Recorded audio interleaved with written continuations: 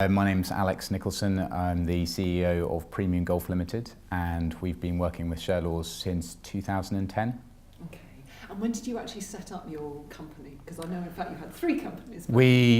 Premium Golf started in early days 2004, 2005.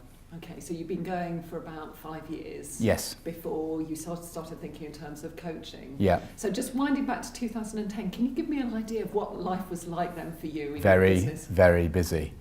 And yeah, I was probably taken on a little bit too much, and it was a very exciting time, but quite stressful. And what appealed to me about the Sherlaws coaching was that I think I wanted to be able to see the wood for the trees and really needed some focus. And as a sort of owner manager of the business, you tend to take on a lot. You're difficult to get a perspective on it. So when I started working with my coach, Dave, one of the most refreshing things was just to have someone to talk to and have a fresh perspective on the business. When you said stressful, can you describe what it was like in those days? Because it was 3 businesses, wasn't it? You had? Yes. So it was, you want me to relive this. So it was just an awful lot going on and trying to be in sort of 3 different places at the same time. And it wasn't, it's the best way to describe it. As a result of trying to be in 3 different places at the same time, none of the elements were as good as I wanted them to be. So part of the coaching enabled me to get to consolidate and get a bit more focus. And how did Dave do that? How did he lift you out of that frenzy, as it were? I had a deep breath, and then we did a positioning strategy, which took quite a while to do, but we took a good look at ourselves and within the market. And as a result of that strategy, we had a much clearer focus about what we were about, who our clients were, and what we weren't about. And that helps us streamline the business. So from that point on, decision making particularly became so much easier. Can you give me an example of that? So one of the pieces of work that we did, which is quite key to Sherlaws' philosophy, is the idea of source and outcome. So he, as opposed to running around trying to do this enormous to-do list, he encouraged me to look at what was the real source of the outcomes that we want, whether it was cultural or financial. And by focusing on those source activities, we were able to reduce our to-do list a little bit, but have more effectiveness. And what difference did it make to you as a leader? Because obviously you've been running around, not like a headless chicken, but a bit like a headless chicken, yeah.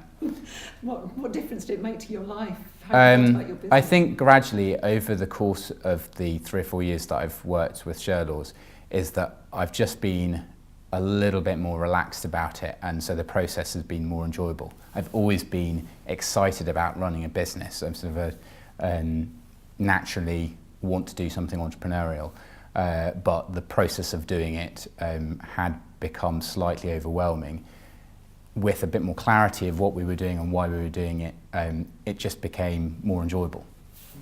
And what difference do you think that made in terms of your teams, how you related to your team? I was probably more fun to work with, and culturally we're singing from the same hymn sheet, which is really important. So for our next stage of growth, everyone gets what we're about and what we're aspiring to do. And how did Sherlaws help you define what you're about? I think after the positioning strategy, we adopted a position which within the golf industry is remarkably unusual, in that whereas everyone else in the golf industry is focused on performance, on the assumption that if you play better golf, you will be happy. What we discovered in our research was that if we adopted an enjoyment-first approach, that not only was the experience a better use of leisure time, but performance improved as well.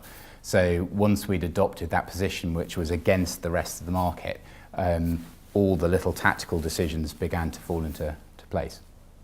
You've obviously been on a journey, and you were saying that the teams around you have probably noticed that as well. From your point of view, can you describe what a day in your life is like now at work compared to what it was like in 2010? What, in detail? I'd say in 2010, it was, again, it was incredibly busy, but at the same time, just this nagging feeling that I hadn't quite nailed why we were doing it. So there's much less soul searching than there is nowadays. And I think I'm able to delegate better because everyone's role within the business and what we're trying to do is a lot clearer. So I am beginning to get back to managing the business and managing the future direction and not having my sleeves rolled up, managing the content of it. So that's always what I wanted to do, is just to be an entrepreneur. So it's allowing me to do that. You also mentioned to me earlier about the Sherlaw's approach to thinking, different ways of communication, and how recognising that you were a thinker made a difference to you. Yeah, well, can you talk me through that? Well, by trade I was and am a golf professional, so I'd not had exposure to sort of management techniques, but it was the first time, having done the Think, Feel, Know profile, that my way of processing information was contextualised, and apparently I was a thinker, so it meant that all my decisions required an awful lot of data for me to make a decision. And by working with my coach, who fortunately was sort of a more instinctive kind of guy, he coaxed out a confidence in my intuition, which I didn't have before. So one of the knock-on effects is that I've been able to make decisions with more confidence and require less soul-searching to make these decisions. So that has been a really enjoyable part of the process as well. When you said, apparently I'm a thinker, how much of a revelation was that to you? Well, a complete revelation, because I just thought that's the way I thought was the way everyone thought, but apparently not. But what it meant was that if previously I had been trying to understand and failing one of my team or a client of why I wasn't able to persuade them or understand them, I then began to see people in those different communication styles and was able to adopt my approach.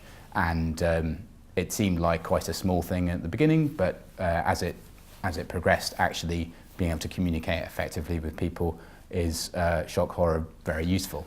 So it obviously has made a big difference. Oh, very much so. Yeah, very much so. What does your business feel like now? I mean, you've indicated that it's going to be further expansion, there's much more focus. I just wonder how it feels to you now, sitting here. I think the thing that I was really searching for, which is what we have now, is clarity. And if you have clarity as a business owner, you shed a lot of baggage, particularly indecision, time wasted, discussing various things. Is that if the strategy is clear, the tactics become obvious.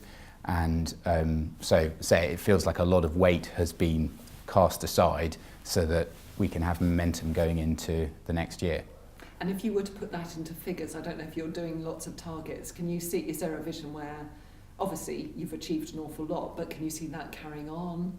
Yes, I mean it has broadened our perspective of what's possible. So those lack of clarity, lack of a really clear position in the market, if with that it holds back the numbers. So and I think that's a good way of illustrating why Sherlaw's has helped me particularly, is that whereas other consultancy firms might be all about spreadsheets, what Sherlaw's get, and I understand now, is that the source of good numbers often lies elsewhere. And so having spent the last 2-3 years organising that, is that numbers are beginning to flow and the bank manager's happy, I'm more relaxed, the staff can get paid more, all good stuff. In fact, I think you're being unduly reticent. Isn't it the most profitable year you've had so far? Yes, no, it's been a really good year. Good. Now, just one last thing. Is there one thing you'd like to say to your coach? It can be anything at all.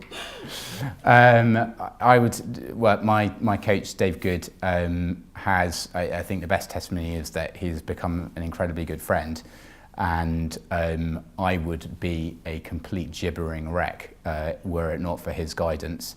And it's so. Thank you.